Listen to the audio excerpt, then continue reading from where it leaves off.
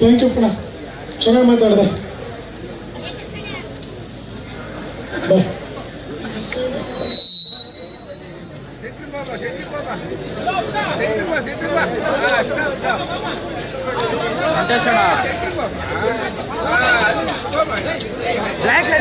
ಎಲ್ಲರಿಗೂ ಫಸ್ಟ್ ನಮಸ್ಕಾರ. ನನ್ನ ಹೆಸರು ಲಲನಾ ಗೌಡ ಅಂತ. ನಾರಾಯಣಪ್ಪನ ವಂಶಸ್ಥರು ಅಂತ ಗೊತ್ತಿದ್ರೆ ತುಂಬಾ ಜನಕ್ಕೆ ಆಲ್ರೆಡಿ ನಾನು ಗೊತ್ತಾಗಿರ್ತೀನಿ. ಇವಾಗ ಎಲ್ಲರೂ ಅಕ್ವೈರ್ ಆಗ್ಬೇಕು ಇಲ್ಲ ಆಗ್ಬಾರ್ದು ಅನ್ನೋದ್ರ ಬಗ್ಗೆ ಮಾತಾಡ್ತಾ ಇದ್ದಾರೆ. ನಾನು ಅದಕ್ಕೆ ಮುಂಚೆ ಒಂದು ಸಣ್ಣ ಉದಾಹರಣೆ ಪ್ರಕಾರ ಏನೋ ಒಂದು ಹೇಳ್ತೀನಿ.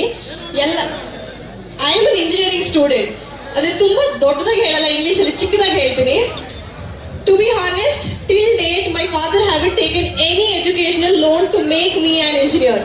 We are 3 members in the home, me, my brother and my sister. All the 3 of us are an educated students and an employed students.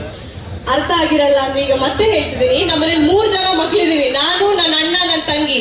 3 ಜನನ ಓದ್ಸಕ್ಕೆ ನನ್ನ ತಂದೆ ಯಾವುದೇ ಎಜುಕೇಶನಲ್ ಲೋನ್ ತಗೊಂಡಿಲ್ಲ. ದುಡಿದು ಅವ್ರ ಕೈಯಾರ ನಮ್ಮನ್ನ ಇದುವರೆಗೂ ಸಾಕಿದ್ದಾರೆ. ಈಗ ಎಲ್ಲರೂ ಹೇಳ್ತಿರ್ತಾರಲ್ವಾ, ಅಯ್ಯೋ ಅದನ್ನ ಮಾಡ್ರಿ ದುಡ್ಡು ಬರುತ್ತೆ, ಈಗ ಇದನ್ನ ಕೊಟ್ಟರೆ ನಮ್ಗೆ ಹಣ ಸಿಗುತ್ತೆ ಅಂತ. ಒಂದೇ ಒಂದು ಚಿಕ್ಕದಾಗಿ ಏನೋ ಒಂದು ಹೇಳ್ತೀನಿ.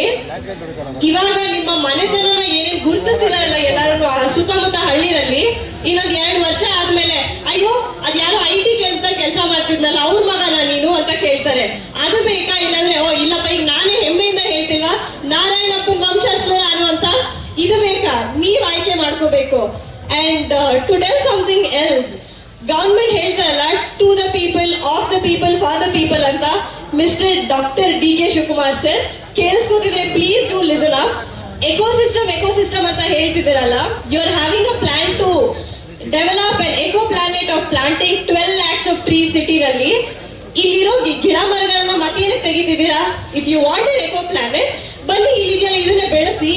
ಉತ್ತರ ಕರ್ನಾಟಕದಲ್ಲಿ ಮತ್ತೆ ದಕ್ಷಿಣ ಕರ್ನಾಟಕದಲ್ಲಿ ತುಂಬಾ ಜಾಗ ಖಾಲಿ ಇದೆ ಅಲ್ವಾ? ನೀರು ಬೆಳೆ ಏನೋ ಬೆಳಿಲಾರ್ದಿರೋ ಇರೋಂತ ಲ್ಯಾಂಡ್ ಗಳಿದಾವಲ್ಲ, ಗೋ ಡೂ ದೇರ್. ಯಾರು ಬೇಡ ಅಂತಿದ್ದಾರೆ? ಈಗ ಆಲ್ರೆಡಿ ಹೇಳಿದಾರಲ್ಲ 70% or 80% ಆಫ್ ದ ರೈತರು ಒಪ್ಕೊಂಡಿದೀವಿ ಅಂತ.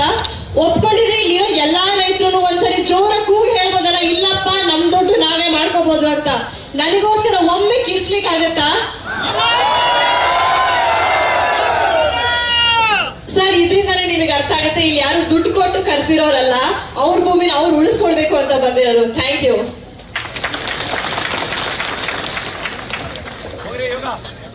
ಯೋಗಿ ಬನ್ನಿ.